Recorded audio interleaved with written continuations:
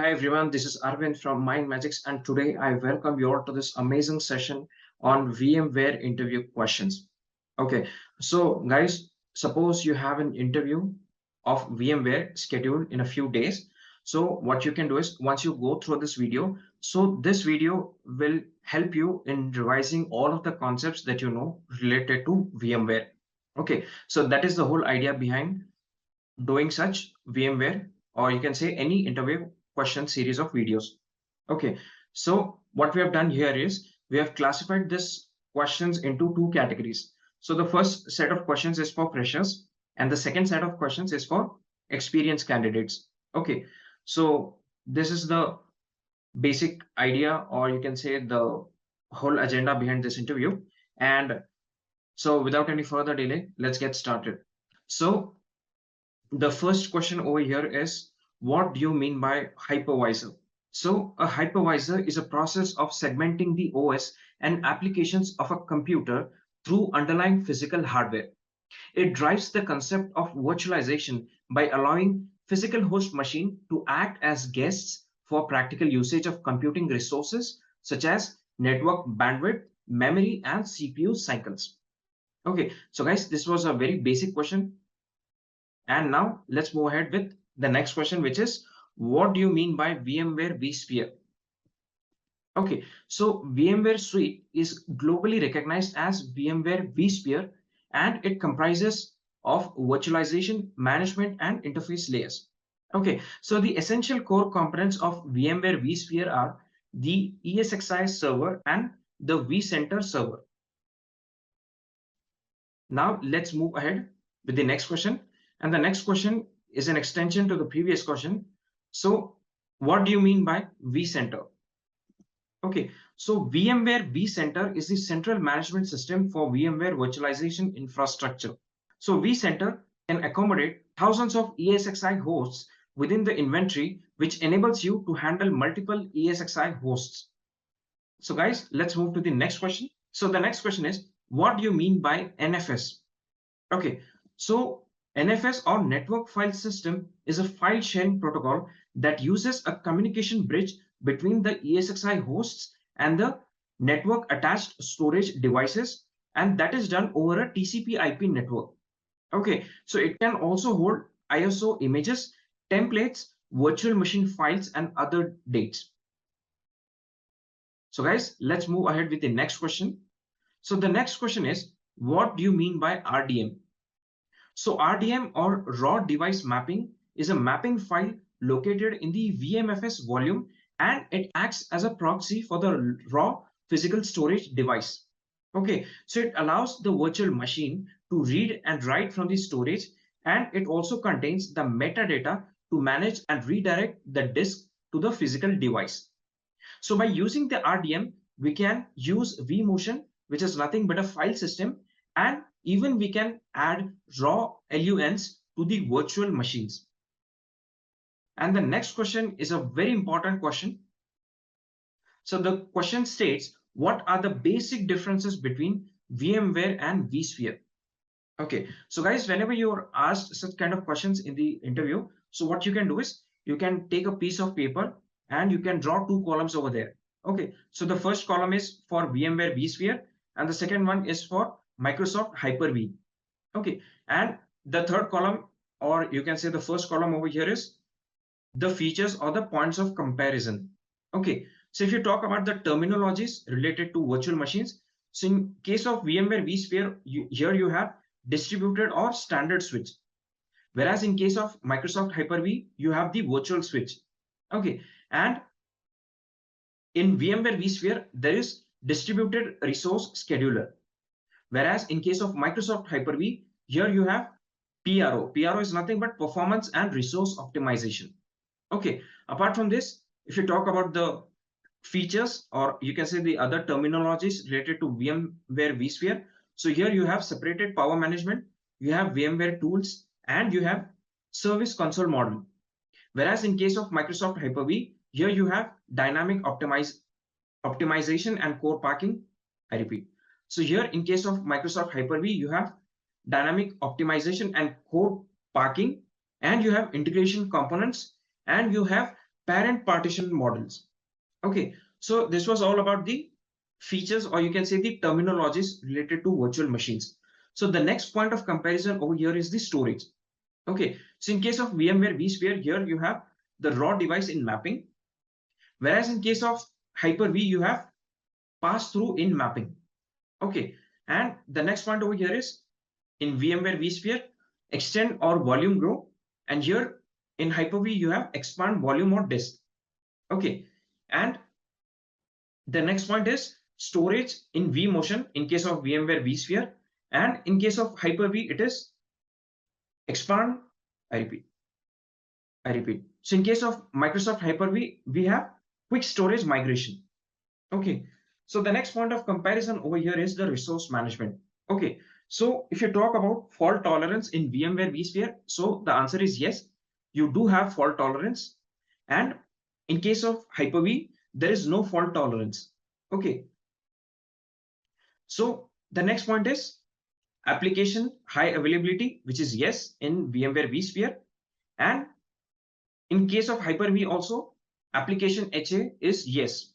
Okay, so apart from this, if you talk about resource pools, so it is available in VMware vSphere, and that resource pools is also available in case of Hyper-V. Okay, and now if you talk about the next point, which is VM scalability, so it provides USB support and it supports comprehensive guest OS. And if you talk about serial ports, so there are approximately 32 ports over here.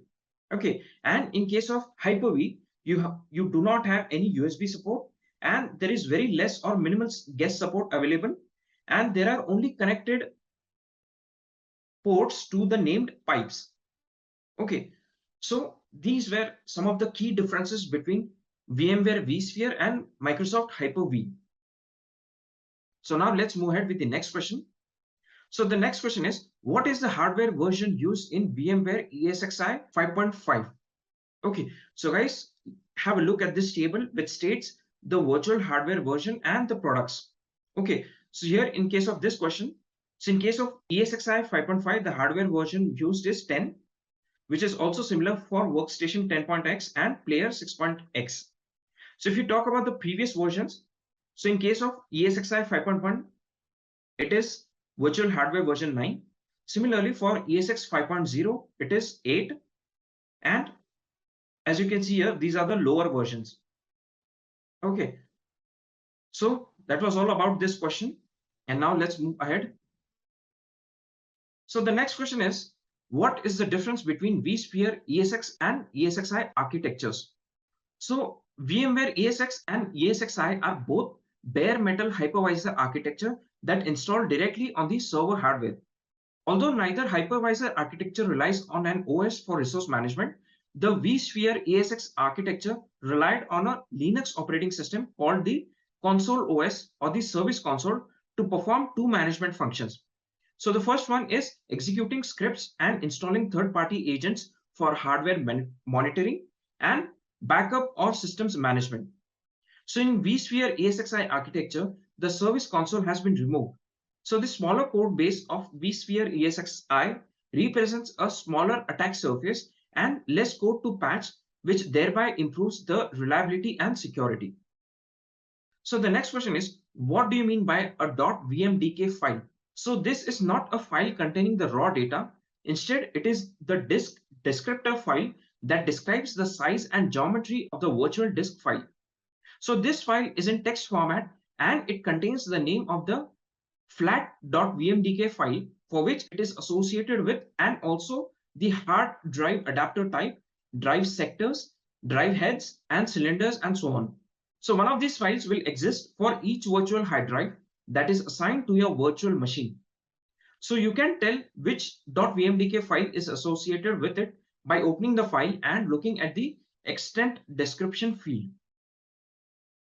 So the next question is, what are the different types of virtualization? So guys, as you can see on the screen, these are the types of virtualizations. So the first one over here is the server virtualization.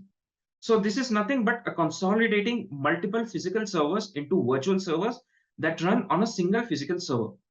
And if you talk about the next application virtualization, so it is an application which runs on another host from where it is installed in a variety of ways. So it could be done by application streaming, desktop virtualization or VDI, or a VMware package like the VMware ACE creates with a player. So similarly, Microsoft SoftGrid is an example of application virtualization. The next virtualization is presentation virtualization. So this is what Citrix Medframe as well as the Microsoft Terminal services are able to create. So with presentation virtualization, an application can actually run on another host, and all that you can see on the client is the screen from where it is run. The next virtualization is the network virtualization. So this one, I repeat. So with network virtualization, the network is carved up and can be used for multiple purposes, such as running a protocol analyzer inside an Ethernet switch. So components of a virtual network could include NICs, switches, VLANs, network storage devices, virtual network containers, and network media. And last but not the least, the fifth type of virtualization is the storage virtualization. So with storage virtualization, the disk or the data storage for your data is consolidated to and managed by a virtual storage system. So the servers connected to the storage system aren't aware of where the data really is available. So storage virtualization is sometimes, I repeat, so storage virtualization is sometimes described as abstracting the logical storage from the physical storage. So the next question is, what is VMware VMotion and what are its requirements? So VMware VMotion enables the live migration of running virtual machines from one physical server to another with zero downtime. So VMotion lets you automatically optimize and allocate entire pool of resources for maximum hardware utilization, and it can perform hardware maintenance without any scheduled downtime.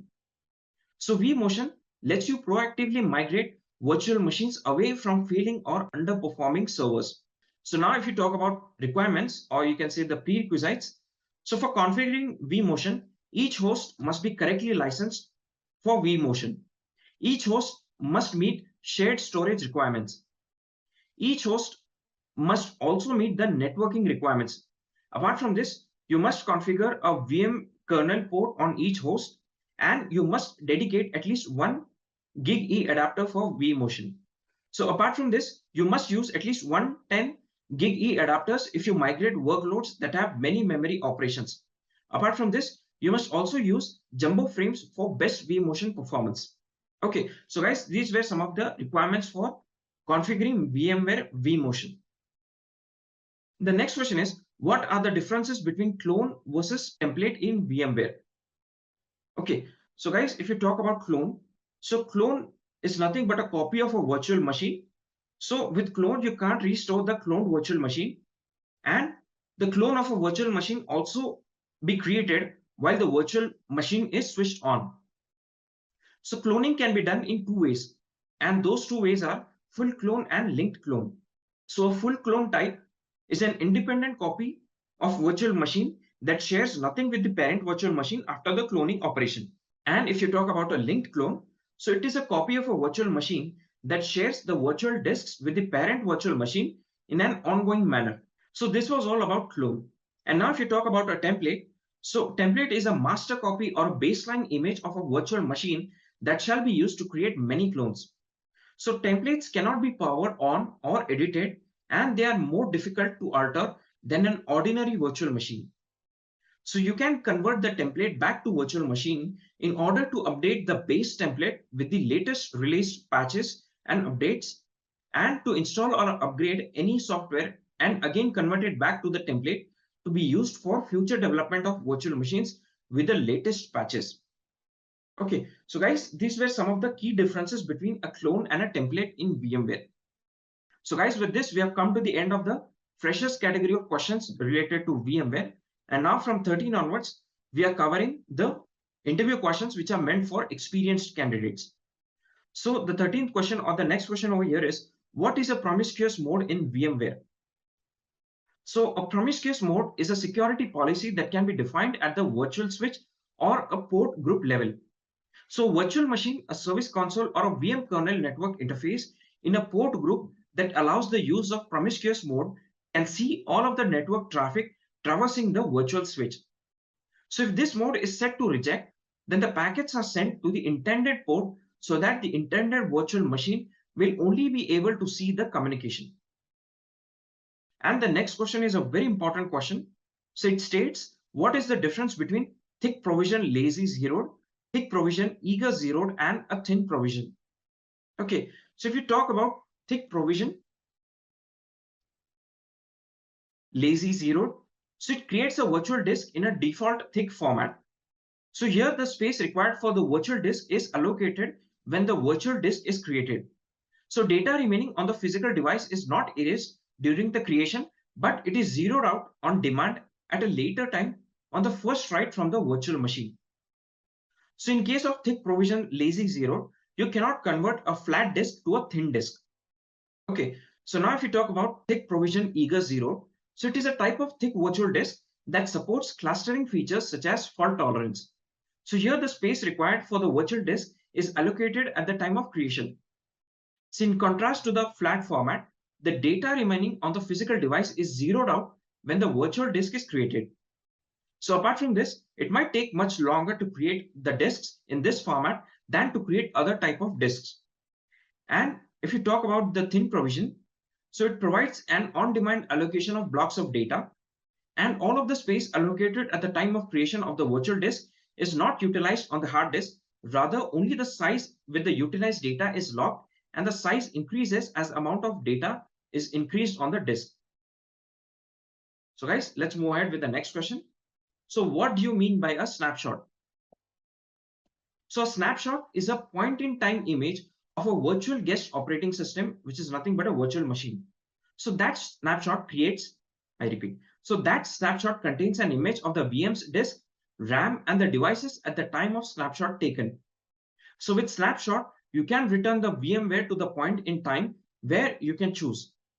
So you can take snapshots of your, I repeat, so you can take snapshots of your VMs no matter what your guest operating OS is, and you can have, and the snapshot functionality can be used for other features like performing image level backups of the VMs without ever shutting them down. The next question is, what do you mean by VDI? So VDI is nothing but virtual desktop infrastructure where the end user physical machines like the desktop or the laptop are virtualized, due to which VMware described it as VDI, and it can be also called delivering desktops from the data center. So once the VDI has used, the end user connects their desktop using a device called the thin client. So the end user can also connect to their desktop using VMware Horizon View installed on any desktop or mobile devices. The next question is, what do you mean by VMware high availability? So VMware high availability works on the host level and it is configured on the cluster. So a cluster configured with high availability will migrate and restart all the VMs running under any of the hosts in case of any host level failure automatically to another host under the same cluster. So VMware HA continuously monitors all the ESX server hosts in a cluster and it detects the failures. The next question is, what is the difference between VMware HA and VMotion? So VMware HA is used in the event when any of the hosts inside a cluster fails, and then all of the virtual machines running under it are restarted on different hosts in the same cluster. So now HA is completely dependent on VMotion to migrate the VMs to different hosts, so that VMotion is just used for the migration purpose between multiple hosts. So VMotion also has the capability to migrate any VM without interrupting its state to any of the hosts inside the cluster. So guys, let's move to the next question. And the next question is, what is storage vMotion? So storage vMotion is similar to vMotion in the sense that something is related to the VM and that is moved and there is no downtime to the VM guests and the end users. However, with vMotion, the VM guest stays on the server that resides on it, but the virtual disk for that VM is what moves. So with storage vMotion, you can migrate a virtual machine and its disk files from one data store to another while the virtual machine is running. Okay, so you can choose to place the virtual machine and all of its disk in a single location, or separate locations for the virtual machine configuration file and each virtual disk. Apart from this, during a migration with storage VMotion, you can transform virtual disks from thick provisioned lazy zeroed or thick provisioned eager zeroed to thin provisioned or the reverse. So you can also perform live migration of virtual machine disk files across any fiber channel, FCOE or NFS storage. The next question is, what is VMware DRS and how does it work? So here DRS stands for Distributed Resource Scheduler, which dynamically balances the resources across various hosts under the cluster or the resource pool. So VMware DRS allows user to define the rules and policies that decide how virtual machines share the resources and how these resources are prioritized among multiple virtual machines. So resources are allocated to the virtual machine by either migrating it to another server with more available resources or by making more space for it on the same server by migrating other virtual machines to different servers. The live migration of virtual machines to different physical servers is executed completely transparent to the end users through the VMware VMotion. The next question is, what is VMware fault tolerance? So VMware fault tolerance provides continuous availability to the applications running in a virtual machine and preventing downtime. Apart from that, it also prevents data loss in the event of server failures.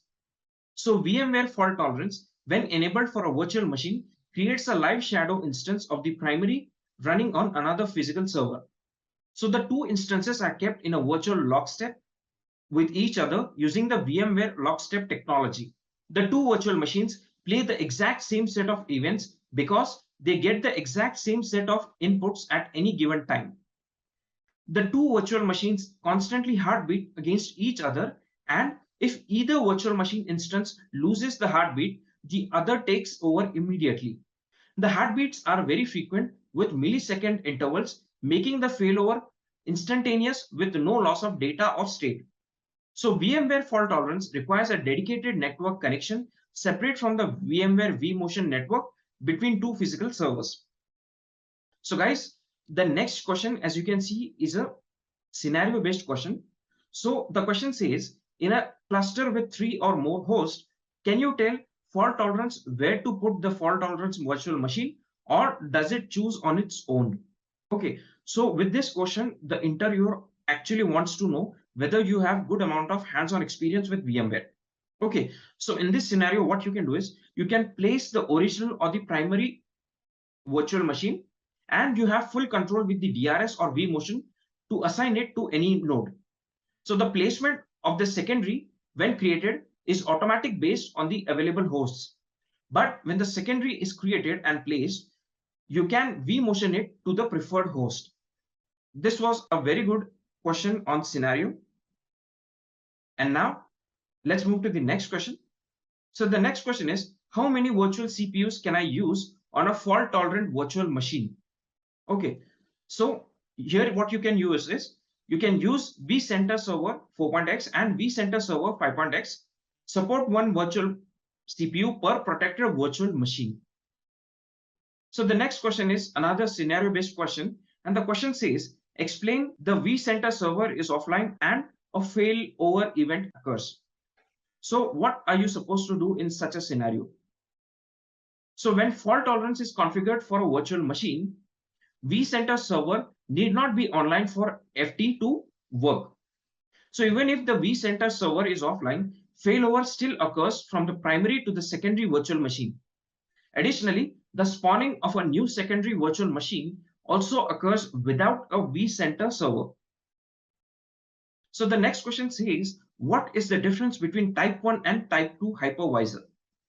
Okay, so if you talk about type 1 hypervisor, so this is also known as the bare metal or the embedded or native hypervisor. So it works directly on the hardware of the host and can monitor operating systems that run above the hypervisor. So it is completely independent of the operating system.